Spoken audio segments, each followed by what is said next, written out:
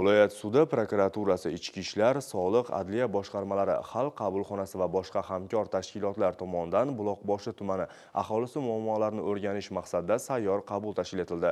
Jarayonni kuzatgan muxbirimiz tafsilotlar bilan tanishtiradi.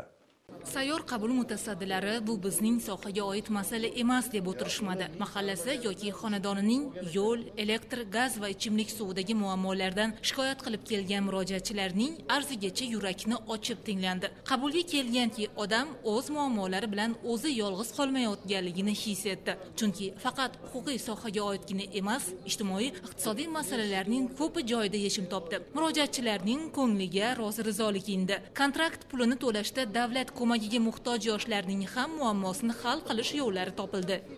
Men Farg'ona Politexnika institutini 5-bosqich talabasiman. Sayyor qabul bo'layotgani haqida ma'lumot beruvdi.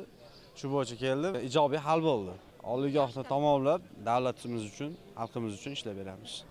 Aholi endilikda sud, prokuratura va ichki ishlar organlarini faqat qonun ustuvorligini ta'minlaydigan tuzilma sifatidagina emas, xalq muammolarini hal etadigan tashkilotlar deb bilayotgani uchun bugun mana shu yerda hozir bo'lishgan. Soliq organi ham soliq undiruvchi tashkilotgina emas, tadbirkorga ko'makchi, aholi turmush farovonligini oshiruvchi sifatida maydonda. Xalq qabulxonasi, adliya majburiy ijro byurosi xodimlari ham murojaatlarning ko'pini qabulning o'zidayoq hal etib berishdi. Muddat talab etiladigan masala ijroga yo'naltirildi. Davolanish, ishga joylashishda amaliy yordam so'rab kelganlarning masalasini hamkor tashkilotlar ko'magida yechish qiyin kechmadi. Huquqiy masalalarda qilingan murojaatlar qonun doirasidan chiqmasdan boshqa bir shaxs, jamiyat va davlatning huquqini poymol qilmagan holda hal etildi. Muammosi ichki ishlar va sud tartibida yechiladigan murojaatchining ham tuzalish yo'liga o'tganligi inobatga olindi.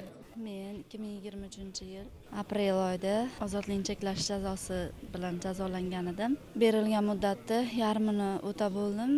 Ichki ishlar boshqarmasi boshlig'iga murojaat qildim. Murojaatimni ko'rib chiqadigan bo'lib, sudga taqdimnoma kiritadigan bo'ldi. Rahmat katta. Bundan buyog'iga vatanimiz uchun bel bog'lab xizmat qilaman. Tadbirkorlarning ham ko'ndalang qo'ygan masalasi o'rganilib, hal etish choralari ko'rildi. Shu kuni arzgo'ylar murodi hosil holda uylariga qaytishdi.